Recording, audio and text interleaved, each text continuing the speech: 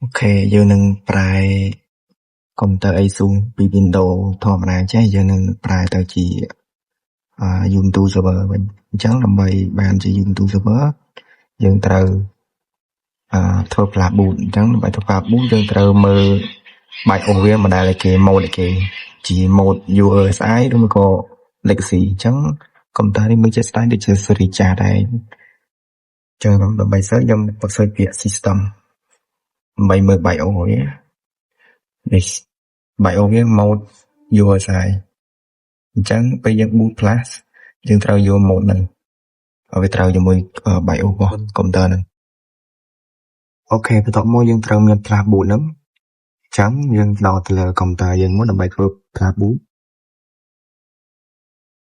អូខេបន្ទាប់មកយើងចូលហើយយើងអានេះខ្ញុំ boot តាម Rufus អូខេ boot តាម Rufus តមកយើងត្រូវមាន file OS របស់វាដែរអញ្ចឹងយើងតម្លើងគេ YouTube server អញ្ចឹងដើម្បី download YouTube server យើងត្រូវ search ក្នុង Google search នេះ YouTube server download ខ្ញុំចុចក្នុង server download អូខេបន្ទាប់មកយើងចុច download នេះ version 26.4 នេះយើងចុច download ប្រហែល G 3G ចុចមកនេះ download ដែរទិញ load ចូលនេះload ចូលនេះតែជាក់ស្ដែងខ្ញុំបាន download រួចហើយតែ version ទាបអញ្ចឹងខ្ញុំអត់ចង់បាន version ខ្ពស់ទេឧទាហរណ៍ថាខ្ញុំមាន version ទាបអញ្ចឹងខ្ញុំ select យកទូខ្ញុំនេះYouTube server yes YouTube server ហ្នឹង version 24ទេអញ្ចឹងខ្ញុំបាន OS ហើយខ្ញុំ select តមកយើង search BIOS វាមកដែរគេ BIOS វា page BIOS UEFI អញ្ចឹងយើងដាក់ UEFI ត្រូវហើយតមកយើងដាក់បែរនេះក៏បានដាក់ឈ្មោះក៏បានដែរដាក់ YouTube អញ្ចឹងទៅវាប៉ុណ្ណឹងបានទេតមកយើងចុច start អាហ្នឹងធ្វើ flash boot ចុច start អូខេ right in BIOS អូខេមុនដោយសារក្នុង flash ហ្នឹងវាមានតន័យចាស់អញ្ចឹងវាត្រូវ format អាចចេះចោលទៅបងអូខេឥឡូវខ្ញុំ boot flash ចឹងវាពងផ្សាយហើយអូខេឥឡូវយើងបាន boot flash រួចរាល់ហើយ ready ហើយបន្ទាប់មកយើងត្រូវយក flash ហ្នឹងទៅដោតចូលនឹង computer set up អូខេនេះជា computer set up របស់យើងដោត flash ចូលទៅអូខេដោតស្គាល់ចាស់មួយ USB ហ្នឹងដោតស្គាល់អត់ flash ហ្នឹងដោតតស្គាល់ទេយើងដូរ port អូខេស្គាល់ហើយឥឡូវយើងចូលទៅ set up យកមកអញ្ចឹង ASUS ភាគច្រើននឹង F2 ចូល boot អញ្ចឹងខ្ញុំចុច restart ហើយខ្ញុំចុច F2 F2 អញ្ចឹងអាច F12 lại bên kia anh đi tập mà hải bình thế có bắt ok rồi đấy F2 ចូល F2 ok ទៅមកចូល F1 1 F7 ចឹងមើល boot flash យើង boot តាម flash យើងត្រូវចូលកន្លែង USB configuration enable វាអូខេ enable ហើយចូលទៅ boot អូខេកែ boot ដាក់ flash យើងចូលនេះដាក់កែ boot ដាក់ឡើងលើមកទៅអូខេបែបហ្នឹងតោះមកខ្ញុំចុច F10 cell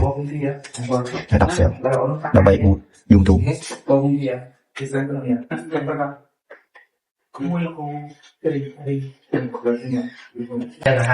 ខេតោះចូលបានប៉ុណ្ណឹងហើយយើង select យក alert គេហ្នឹងទៅ enter មក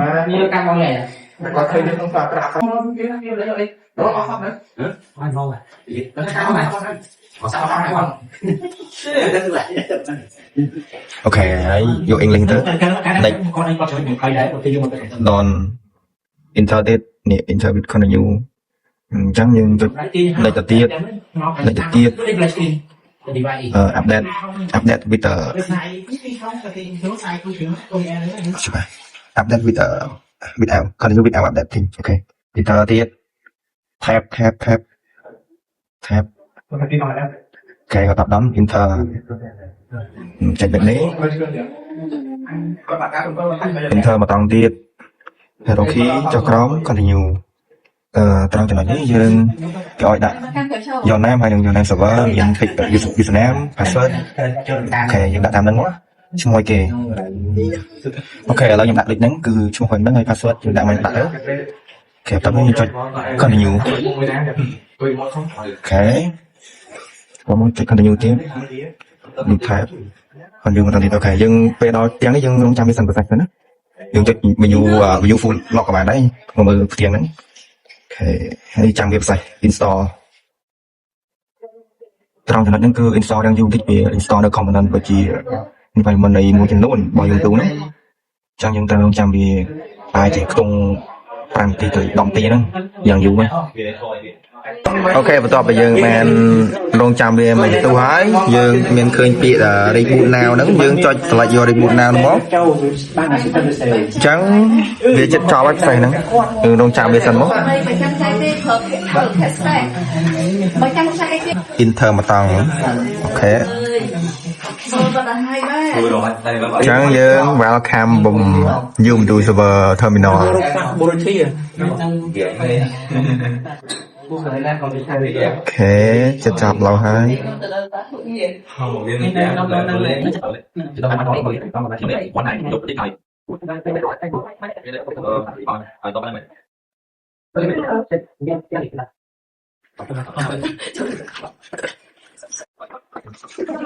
โอเคจังหวะจะตั้ง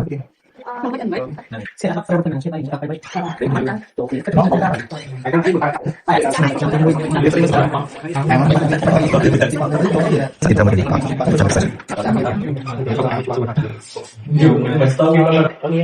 Oke, mau nâng plek dot lah chênh vì komputer plek dotយើងត្រូវដកអូខេអូខេយើងបានជួយចុចហើយrồi យើងវាយ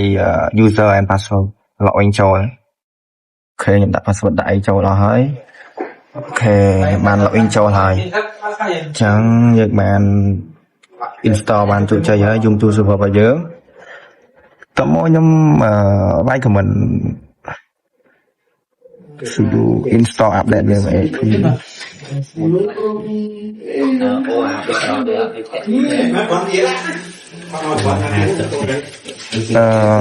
បានដោតអ៊ីនធឺណិតចូលទៀតអូខេចាំមើល